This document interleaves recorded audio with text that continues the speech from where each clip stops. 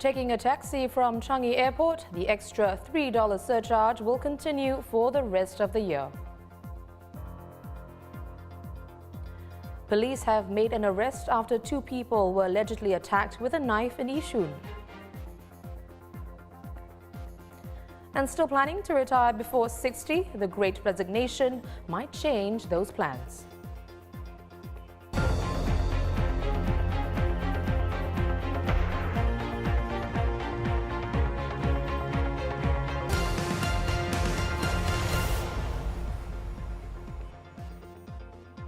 This is The Big Story with me, Olivia Quay. Remember to subscribe to the Straits Times channel so you never miss an episode.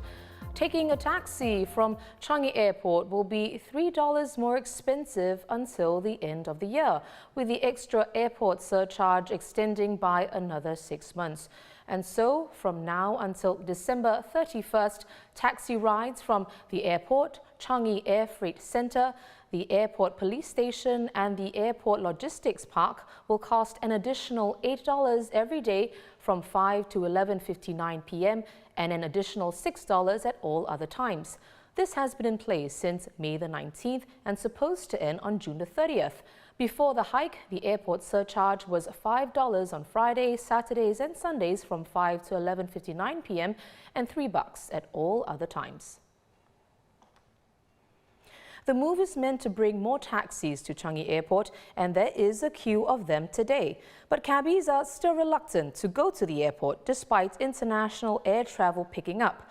Drivers have told the Straits Times that the surcharge increase doesn't make up for rising petrol costs as well as the long wait for a fare. Let's find out more from our transport correspondent, Kok Yufeng. When the surcharge took effect last month, there was a long line of cabs waiting at Changi Airport, and there is a queue of cabs earlier today as well, Yufeng. So is it a case of still not enough passengers to make it worthwhile for the cabbies that is prompting this extension? I think when the surcharge was first introduced, the COVID-19 pandemic had changed the supply and demand of cabs to the airport. And so I think the surcharge had allowed cabbies to sort of adjust to picking up more fares at the airport after 2 years of travel restrictions due to the COVID pandemic. So Changi Airport has said that the increased surcharge has improved the supply of cabs at Changi Airport. And our own observations at T3 this morning have also shown this as well. There's a queue of 30 cabs lining up at the airport this morning when we visited. So from what cabbies have told us, actually the main issues are really the long waiting times as well as the high petrol costs now. And the surcharge does help to offset some of these costs, and they have helped in attracting more cabbies back to the airport. So I think the extension is probably because the surcharge actually worked in bringing cabs back to the airport. Well, Yufeng, in that case, what do you make of the move to extend the surcharge by 6 months? Why not say until the end of September to coincide with the reopening of Terminal 4? There is currently a better supply of cabs to the airport, and I think the likelihood is that Changi Airport Group wants to maintain the supply as demand for taxis increases. There are plans to increase capacity at the airport with the reopening of T4 in September and more parts of T2 reopening in October as well. So I think the extension of the hike to the end of the year is to make sure that there's enough supply to meet the demand when more flights come in as Singapore increases its capacity over the coming months. Kok Yufeng there, transport correspondent for the Straits Times. Police are investigating an incident which took place last night when a 58-year-old man allegedly attacked two people with a knife at Block 510A Yishun Street 51. He was later arrested.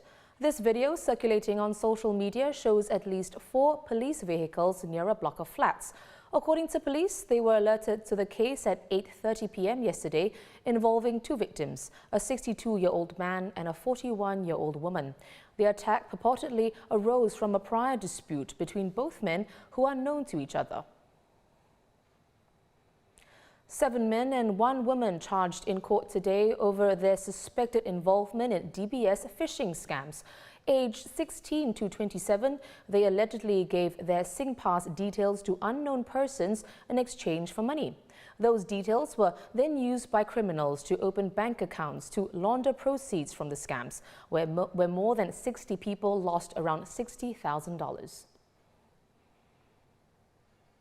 In other news, Singapore's manufacturing output performed much better than expected in May, driven by strong demand for semiconductors. Factory output rose 13.8% year-on-year, up from the revised 6.4% increase in April and blowing past the 5.5% rise forecast by analysts in a Bloomberg poll. Afghanistan authorities are calling off the search for survivors of the earthquake that struck a mountainous border region some 48 hours ago. While there are no details on why the search has ended, a spokesman in the disaster ministry says supplies of medicine and other critical aid were inadequate. The United Nations Refugee Agency has dispatched tents, blankets and plastic sheeting.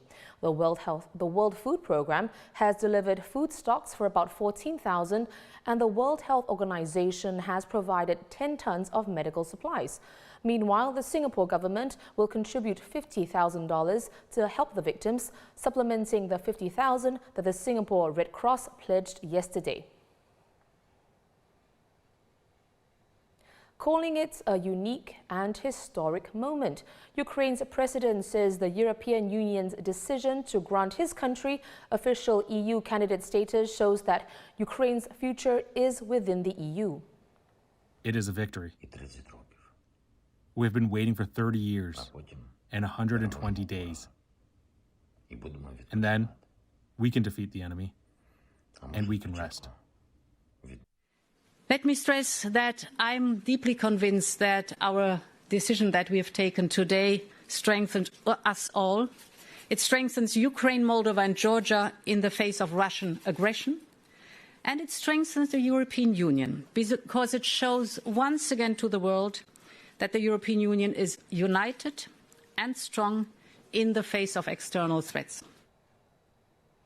On Thursday, European leaders also accepted Moldova as an EU candidate, setting in motion a lengthy process that could take more than a decade to complete. Some EU countries have expressed reservations about welcoming new member states into the bloc, with Croatia being the last country to join it in 2013. Meanwhile, Chinese President Xi Jinping's rumored visit to Hong Kong for the 25th anniversary of Chinese rule on July the 1st is looking more doubtful after two city officials tested positive for COVID-19. They are members of incoming Chief Executive Don Lee's cabinet. Mr. Lee himself is so far negative. July 1st also marks Mr. Lee's swearing-in ceremony. And while Mr. Xi's visit has never been confirmed, it's been the practice since 1997 for China's leaders to attend the swearing-in. A new round of job cuts at Netflix, mostly in the US. The company, best known for streaming global hits like Squid Game, is axing 300 more jobs, or 4% of its workforce. 150 people were let go last month following disappointing results and a loss of subscribers. The Great Resignation is a term we are hearing a lot about, describing the millions of people around the world who have quit their jobs over the past 2 years. For some, it's to seek a better work-life balance, while for others, it's to make a career switch. And a survey by insurer Prudential found that 1 in 5 Singapore residents who joined the Great Resignation say it has changed their plans to retire. They now expect to push back their retirement from age 58 to 64, 6 years later than planned. Joining us is Will Tan, Managing Director at executive search firm Principal Partners. Will, why are some of the reasons why people are pushing back their retirement plans as a result of them changing jobs, you think? One of the reasons I think will be people are moving into careers or jobs that they are more passionate about, something that they enjoy doing more, and they're happy to take, a lower compensation to do that. Roles that, jobs that are more fulfilling to them. And, if you're in such a role, I guess, you won't feel, as much of a grind, right? Going to work every day. So that's one reason. And I think for others, it could be, work-life balance. And, some of them, they prefer roles that, that gives them a lot of flexibility, right? days at the office, days working from home, a lot of flexibility on that end. And sometimes when you do that, it could be a lower paying job that allows you to do that. Because I think life is not all about work, right? It's also about other things, right? And during the last 2 years, during the pandemic, right? I see a lot of people, right? They've had more time to reflect on what's important to them, right? So this is the result. Yeah. Will, do you believe the Great Resignation has stabilized in Singapore, or are there still many workers keen to switch jobs or careers? I think it is somewhat stabilized, but I'm still seeing on the ground, people contemplating changing jobs. Reason being, the current global macro environment is not great. We are in a recessionary environment. So in such environments, people tend to be a lot more careful.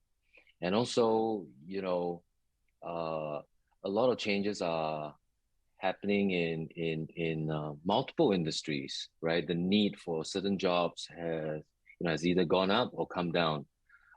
So that has also made people think twice about changing jobs. Yeah, but I definitely feel this trend will continue, right? But it's definitely slowed down compared to, say, a year ago. Many thanks to Will Tan, Managing Director at Principal Partners. Those are our top stories today. Visit straitstimes.com for more news and our YouTube channel. For more videos, subscribe by hitting the red button below. I'm Olivia Quay and I'll see you soon on The Big Story. Have a good weekend.